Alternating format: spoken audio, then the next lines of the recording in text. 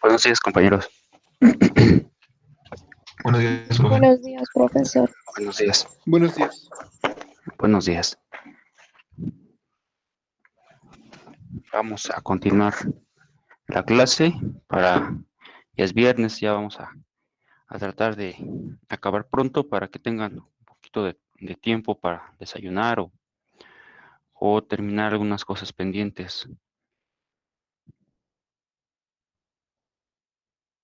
Antes de que se me olvide, compañeros, tengo aquí anotado para antes de vacaciones, de salir a vacaciones, que ya sería la próxima semana, en la semana que nos dan para adentrarnos a descansar, no sé, voy a enviar lo que son las diapositivas antes de vacaciones y le vayan dando una repasada, una checada a lo que son los apuntes, lo que son estas diapositivas, las presentaciones en general, con sus apuntes, para que vayan repasando, posiblemente retomando clases, retomando sesiones.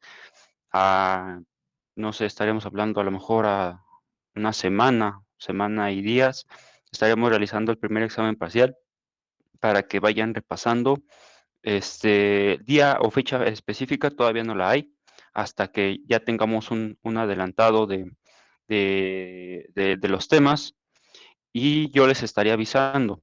Entonces, yo de entrada, la próxima semana, culminando lo que sean hasta donde lleguemos, yo haría envío de las diapositivas pendientes para que ustedes vayan repasándolas. Nada más no creo que no les quite ni medio día ni 2 horas, yo creo, un repaso completo a sus diapositivas. Si gustan irlas repasando un día, otro día no, otro día sí, o ustedes, como ustedes gusten, para que vayamos preparándonos para el examen. Entonces voy a presentar la diapositiva. Habíamos quedado en este apartado.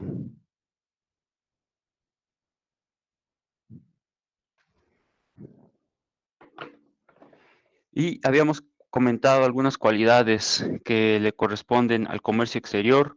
Habíamos comentado los documentos que son necesarios para surtir efectos en cuanto a la validez jurídica del comercio.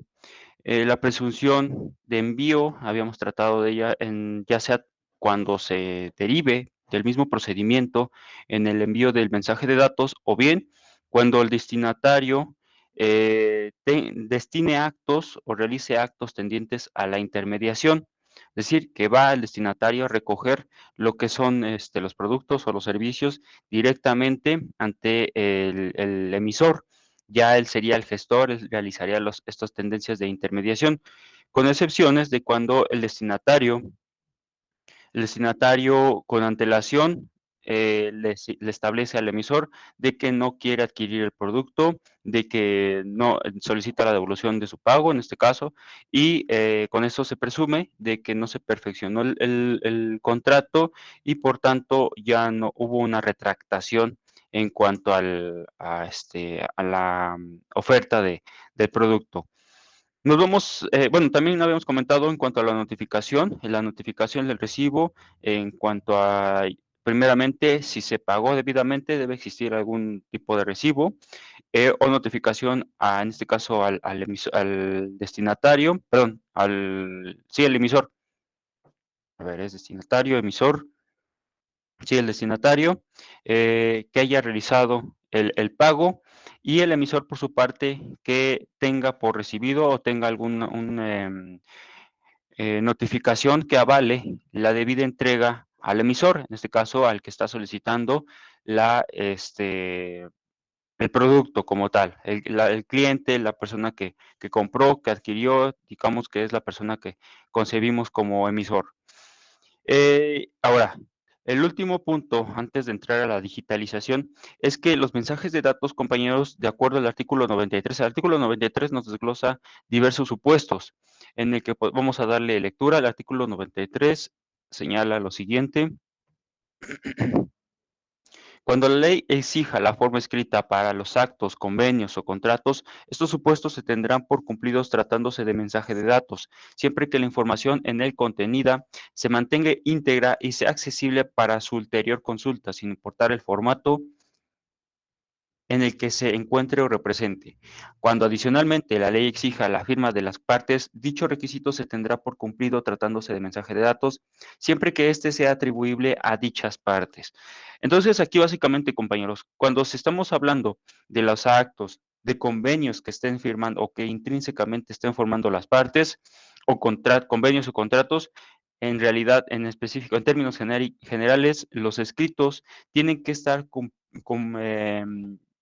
tienen que cumplir con los requisitos que establece el mensaje de datos. Y retomando el tema de lo que son mensajes de datos, acorde al concepto que se ofreció, es información generada, enviada, recibida o archivada por medios electrónicos, ópticos o cualquier tecnología. Entonces, eso quiere decir a grandes rasgos, compañeros, que cuando nosotros querramos adquirir un producto por vía Internet, ya debe tener un presupuesto, ya tiene que estar establecido un contrato por el que se rigen las partes. Entonces, este contrato por lo regular lo establece, lo envía en este caso, el emisor, la persona que está enviando. Sí, creo que, a ver, creo que confundí hace rato. El emisor es el que va a enviar el producto y el destinatario, obviamente, es la persona que va a recibir el producto. Entre estas dos personas, entre el emisor y el destinatario, está la intermediación, y en la intermediación, en esto podemos concebirlo como la empresa que va a llevar la paquetería, por ejemplo, se me ocurre, Mercado Libre podría ser tratado como el sujeto intermediario entre el emisor y el destinatario. Entonces, creo que ahí hubo una confusión. Bueno, retomando este tema, este aspecto, los documentos o contratos que rigen las partes, recordemos que básicamente estaremos rigiéndonos por un contrato adhesivo. El contrato adhesivo es en el que no existe una manifestación de voluntad por la parte interesada. Por ejemplo, un comprador no pudiera adherir, no pudiera establecer lo que son sus cláusulas en este tema de un contrato adhesivo. Simplemente es lo que se te está señalando la parte vendedora, por ejemplo. O a lo mejor sería el Mercado Libre, si es el intermediario, que también establece el mensaje de datos. Entonces, como vemos, el mensaje de datos engloba lo que son todos estos documentos necesarios para que se lleve a cabo, para que se emita lo que es el contrato específico. Cuando adicionalmente la ley firma a las partes, aquí es el segundo párrafo del artículo 93, nos señala que cuando adicionalmente la ley exija la firma de las partes, dicho requisito se tendrá por cumplido tratándose de mensaje de datos. Aquí básicamente lo que tendrían que complementarse en caso de que las partes no puedan firmar, no estén presentándose en el contrato, se estaría haciendo uso de lo que es los datos de firma electrónica o la firma electrónica. Retomando el concepto de firma electrónica, es de toda forma electrónica consignada en un mensaje de datos, adjuntándose o lógicamente asociada a cualquier tecnología utilizados para identificar, en este caso, a la persona que va a solicitar el servicio o solicita el envío de un producto. Entonces, como vemos, les proporcioné algunos conceptos que son básicos, que hay que comprenderlos. Les pido ahí que estemos repasando estos conceptos porque sí influyen en cada uno de los tramos o cada uno de las etapas en el comercio, cualidades, sobre todo las cualidades de comercio exterior. Entonces, estos son los puntos que hay que tocar referente a estas cualidades. Vamos a hablar ahora de lo que es la digitalización. La digitalización se debe entender como lo que va a determinar el comerciante. Esto es un requisito que se impone a la persona que está llevando a cabo una actividad de comercio electrónico. Entonces, la digitalización se va a determinar por el comerciante y se va a implementar, esta persona, el comerciante, es quien va a implementar el mecanismo tecnológico necesario para la entera satisfacción del cliente. Esto significa que es el obligado para que si quieres ofrecer algo por medios electrónicos, tú vas a tener que realizar toda esta actividad o tendencia para que se promocione tus productos o tus servicios. A nadie más se le tiene que exigir a la persona. Por ejemplo, nosotros hemos visto cuando queramos o hemos querido adquirir un producto y no contamos con una, no sé, tarjeta de crédito o tarjeta de débito para poder adquirir el producto, se nos ofrece otra opción, que es acudir a tiendas para hacer el pago y, y con eso establecer lo que es cumplir con este requisito de adquirir el producto. Entonces, estas vías son optativas, no es forzoso que la parte que en este caso el en este ¿cómo se llama? El destinatario, que es el cliente, forzosamente necesita que tenga que adquirir o tenga que contratar una tarjeta para que pueda adquirir un producto. Esto no es forzoso, es optativo, se le ofrece al cliente otras opciones para que pueda adquirir esos productos. Entonces, esto de digitalización le corresponde específicamente al comerciante. Si quiere promocionarse, necesita adaptarse y ocupar medios electrónicos que son aptos para su comercio.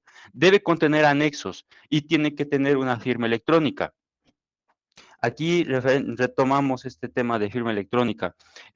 Si no es posible adquirir, o a lo mejor porque el comerciante necesita llevar a cabo actividades tendientes al comercio, o por lo menos o de manera anexa, porque hay que tener considerado que no todos los sujetos van a ser comerciantes. Hay personas que actúan de manera accidental y no por eso significa que sean comerciantes. Entonces, aquí, tratándose de una firma electrónica o anexos, va a ser requerido si quiere llevar a cabo estas actividades de digitalización.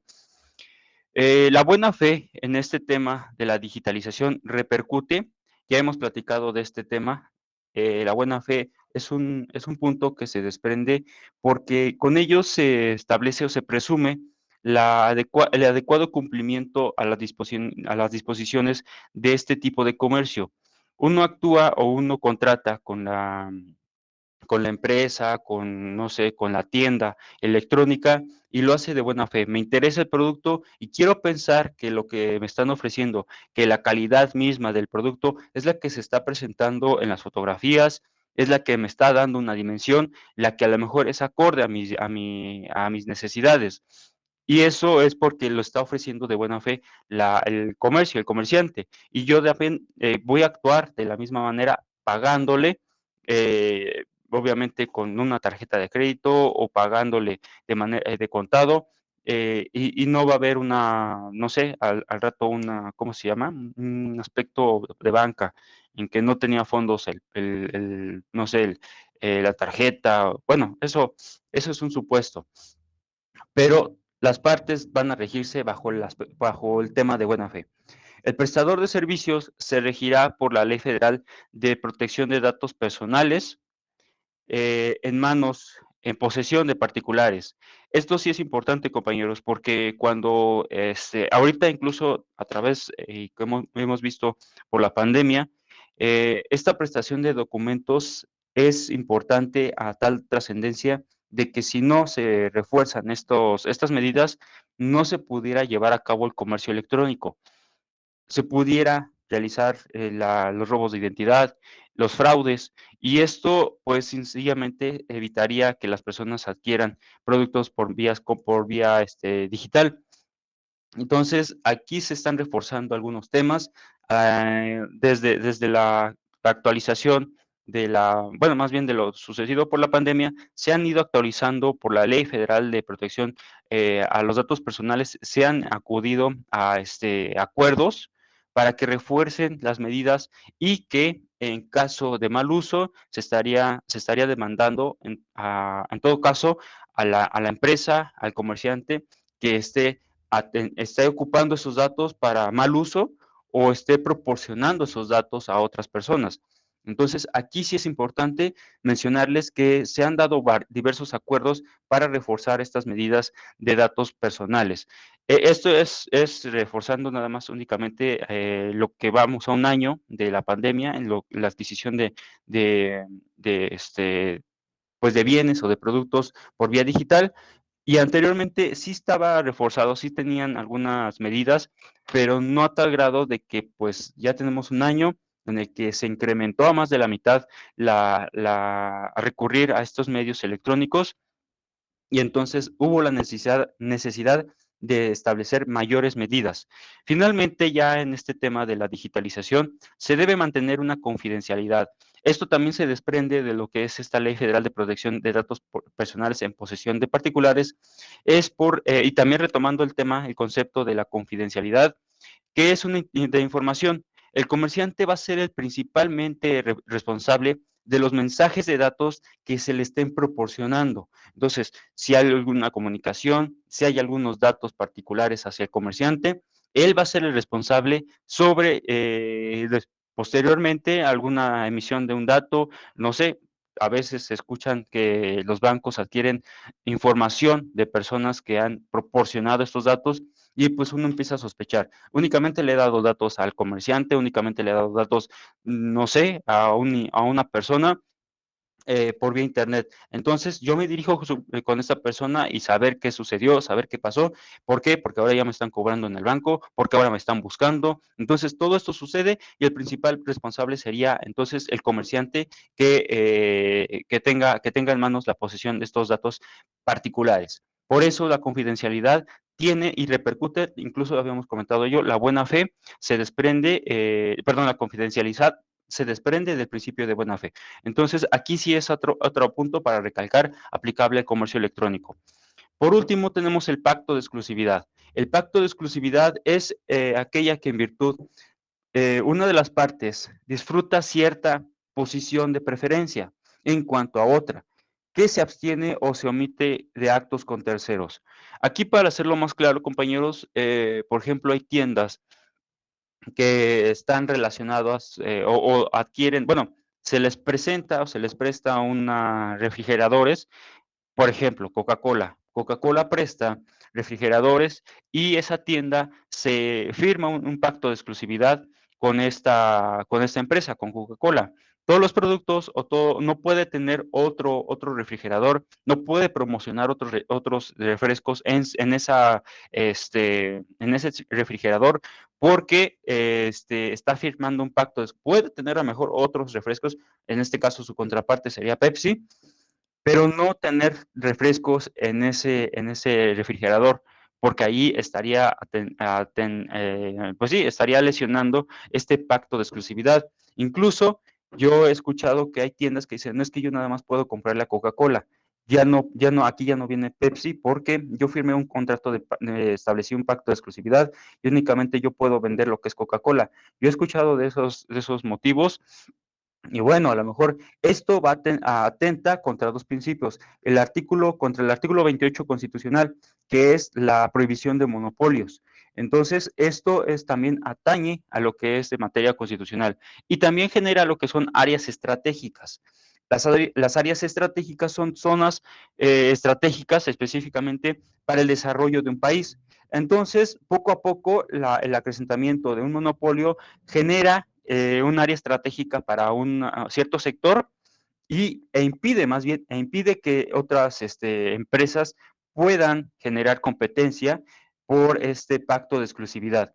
Entonces, el pacto de exclusividad también influye en este aspecto del derecho comercial porque básicamente genera mayor poderío empresarial, poderío económico y otras empresas que al querer ingresar, pues simplemente ya no pueden. ¿Por qué? Porque a lo mejor ya hay un amplio, las empresas ya contrataron con otras tiendas y ya no se pueden obtener ¿cómo se llama? Más servicios. Ahí creo que en su momento estaba Uber y después empezaron a generarse otras empresas de transporte por medios electrónicos. Está Didi ahorita, ¿qué otros modelos de transporte tenemos? Uber, Uber estaba al principio, sí, ese es uno de los importantes, pero después Cabify, empezó, ¿perdón? Cabify. Ándele, ese Cabify, o no sé, y Didi, ¿no? Me parece que son uno de los medios de transporte que han sido, se han acrecentado porque ya genera mayor competencia. Y yo también he escuchado que este tipo de transporte, estos medios de transporte, únicamente se dan en el Estado de México, en la Ciudad de México, obviamente, y en el estado de Morelos, Querétaro, no recuerdo bien, pero ya para ingresar a otros estados ya está complicado. Sí te ingresan, pero ya de regreso, pues ya no encuentras un medio de transporte igual. Bueno, entonces, son algunos modelos, son algunas cualidades que se desprenden todo esto del comercio electrónico. ¿Tienen alguna duda, tienen algunos comentarios que hacer sobre estos últimos apartados, últimos temas, compañeros? No, profe, todo claro. Todo bien, profe. Bueno,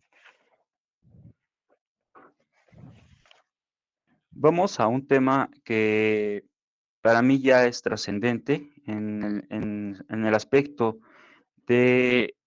Ya vamos a adentrar a contratos, compañeros, pero antes de adentrarnos a contratos, es necesario saber cómo es la estructura de un contrato, que si van a ofrecer, porque esto ya va dirigido a las exposiciones, si van a presentar algún modelo de contrato, es necesario saber cuál es su estructura. Y vamos a empezar con esto, la estructura del contrato. Se tienen seis apartados, 5 apartados. El último no es como tal la estructura del contrato, no sería la forma, es básicamente anexos, documentos que van presentándose al contrato, pero el contrato cuenta con 5 apartados importantísimos. El primero es el título. El título es aquella nomenclatura que se le va a atribuir al contrato para establecer el vínculo contractual. Ese es el primer punto, compañeros. A veces no es necesario poner el título, enunciar de qué se vamos a llevar a cabo la relación contractual, pero en otras ocasiones sí es importante, porque cuando se trate de un contrato, obviamente un contrato innominado, pues no va a tener el título, pero un contrato nominado es de preferencia anotarlo, señalarlo, porque tenemos que establecerle a las partes de qué vamos a llevar a cabo, cuál va a ser la trascendencia. Y esto va íntimamente relacionado con el segundo apartado, el proemio. El proemio va a determinar la naturaleza jurídica del contrato, cómo se van a establecer las partes, cuál va a ser su calidad, que se van a dirigir a lo largo de todo el contrato, y por esto es necesario que le hayamos asignado un nombre al contrato. Si no lo hicimos en el título, si no hay una nomenclatura, entonces tenemos que dirigirnos al proemio, y del proemio ya tenemos claro cuál va a ser la relación, si estamos hablando de la parte arrendadora, si estamos hablando de la parte compradora, no sé, estamos hablando del consignatario, del comodatario, del depositario, pues ya nos vamos adentrando a cuál es la figura que va a llevarse a cabo a lo largo del contrato. Es importante también señalar que en el proemio se van a señalar la representación, el actuar por otra persona, y se van a desprender ya en las declaraciones. Bueno, me adelanté un poco, pero en declaraciones es la sección del contrato donde se informa el nombre y domicilio de las partes y sus representantes. En el proemio nada más se hace una enunciación. Una persona, fulanito, está actuando en representación de fulanita, que es la parte compradora, la parte vendedora, etcétera. Nada más hasta ahí. Y en las declaraciones se van a adjuntar, ahí va el anexo, ahí se hace el señalamiento que el fulanito va a actuar a nombre de fulanita, de acuerdo al instrumento notarial, de acuerdo al mandato, de acuerdo a cierto documento que va a ser anexo al presente contrato. Eso es en cuanto a las declaraciones. La capacidad, ahí se establece la capacidad de las partes y los registros o historiales del cual se va a plantear el objeto. No sé, tenemos alguna declaración fiscal, tenemos alguna declaración, pudiera tratarse del registro público, todo esto ya va enunciado en las declaraciones. Después nos vamos a la parte medular del contrato, nos vamos a lo que son las cláusulas, el objeto del contrato en el que se estipulan enumeradamente derechos y obligaciones de cada parte. Es aquí donde se desglosan las cláusulas esenciales, naturales, accidentales.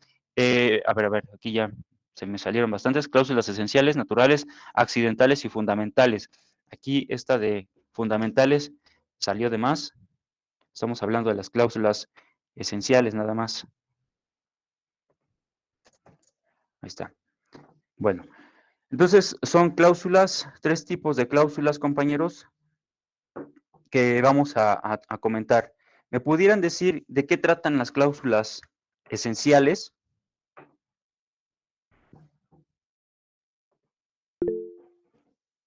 Ok, lo escucho. Bueno, las esenciales son aquellas que le dan la naturaleza misma al contrato. Así, por ejemplo, en la compraventa, como cláusula esencial, se tiene el pago de un precio a cambio del grado de dominio de una cosa. Entonces, si nosotros cambiamos esa esencia, deja de ser compraventa. Entonces, conforme a la lectura que también nos envió usted, pues así claramente menciona ello. Cuando son esenciales, si se renuncian o se cambian, se estaría cambiando el contrato mismo. Es por esto que deben permanecer este tipo de Perfecto. cláusulas. Perfecto, compañero. Muy bien, desprendió muy bien el concepto.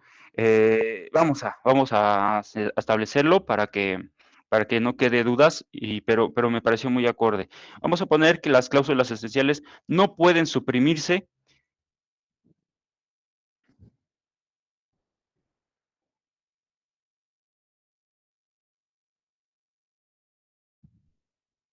so pena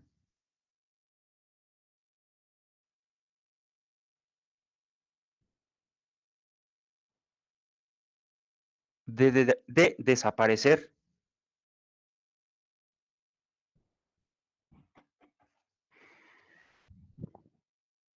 el contrato.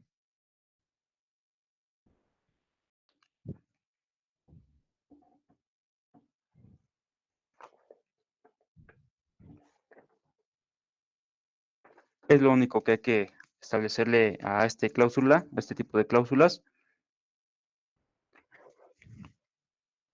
Por su parte, ahora tenemos lo que son las cláusulas naturales. Las cláusulas naturales son consecuencia ordinaria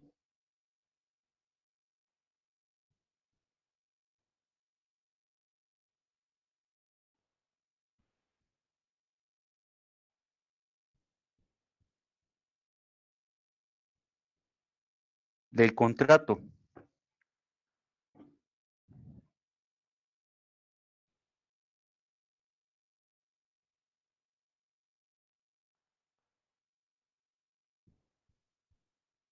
Se pueden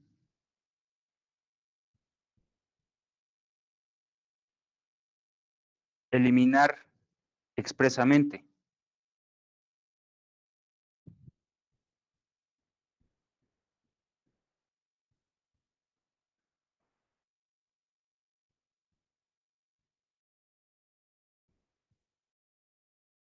Y por último tenemos las cláusulas accidentales.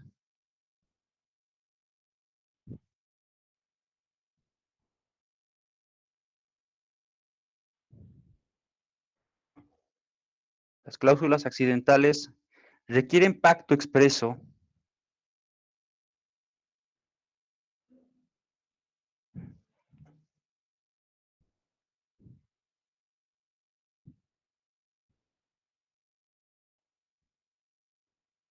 y se imponen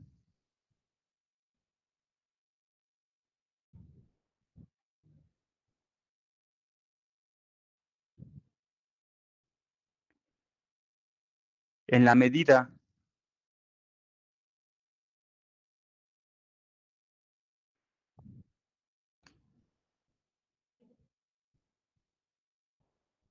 de ese pacto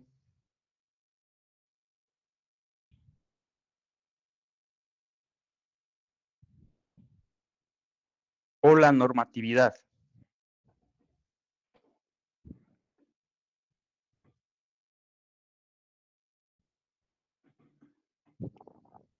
Punto. Bueno, son cláusulas que ya lo han visto, ya lo han platicado con sus profesores de obligaciones. Nada más para referirnos, ya el primer punto lo expresó muy bien su compañero, que estos tipos de cláusulas no pueden desaparecer porque en caso de omisión, en caso de que no se redacten, se tiene por no establecido la naturaleza del contrato. ¿Cómo poder, por ejemplo, un ejemplo de la compraventa? Se requiere la transferencia del producto a cambio de un precio cierto y en dinero. Entonces, yo voy a entregar un producto y me va a entregar otro producto. Entonces, no estamos hablando de lo que es compraventa. Estaremos hablando de otro, de comodato, de mutuo, de etcétera, o de donación, pero nada que ver con el contrato de compraventa. Cuando se hace una estipulación por una cláusula natural, es que las partes pueden modificar lo que establece el código o incluso pudieran inventarla pero no puede salirse de la misma naturaleza. Por ejemplo, el pago cierto y en dinero podría hacerse fraccionado o podrá hacerse de manera completa. El numerario tiene que ser de manera completa a la entrega inmediata del producto, o puede ser fraccionada a lo largo de, no sé, 2, 3 o 4 pagos, y esto no va a repercutir en cuanto a la compraventa. Y accidentales, esto es porque no vamos a establecer alguna cláusula dirigida a la entrega, al momento o fecha de entrega, pero la ley así lo establece, te va a señalar desde qué momento puedes ir a exigir o dónde vas a ir a exigirle a la parte obligada de que se te haga la entrega del producto, de que se le haga entrega del dinero. Entonces, esto no es porque las partes no quieren o simplemente no les interesa transcribirlo. Pero esto no quiere decir que no exista. La normatividad entraría entonces a complementar, a subsidiar este tema de omisión por parte de las partes. Entonces, por eso son accidentales, porque en su caso pudiera que las partes no quieran redactarlas, pero están expresamente señaladas en la ley. Y eso entonces, compañeros, es la parte medular del contrato, el clausulado que contiene estos 3 elementos. Vamos a sumarle otro, que es la legalización. La legalización es la fecha y el lugar de celebración del acto contractual. Es casi, por lo regular, es la última cláusula en la cual se establece la jurisdicción, en dónde va a ser, si existe en un posterior momento un conflicto, ante qué entidad, ante qué jurisdicción se van a someter para resolver el presente controversias derivadas del contrato. Eso vamos a sumarle en cuanto al clausulado.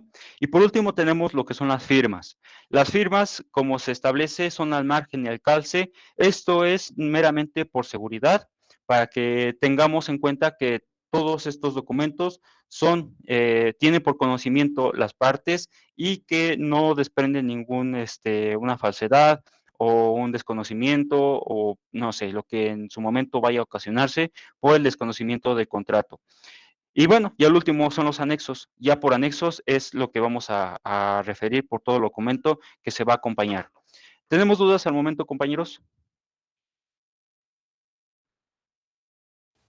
No, No, profesor. y se me fue el tiempo. Yo, según, no, pues nos vamos temprano y se me fue. Paso lista, nos vemos el próximo lunes.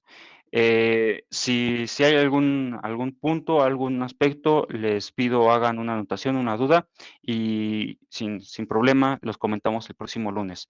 Paso lista. Albir de Olmos, Presente. Ángeles Reyes, Presente, buenos días. buenos días. Arias Espinosa, Presente, buenos días. buenos días. Armas Vázquez, Presente, buenos días. buenos días. Ayala González, Buenos días, presente. buenos días. Bermúdez Acevedo, Presente. Buenos días. buenos días. Camacho Barrera, Presente, profesor. Camacho Casares, Presente.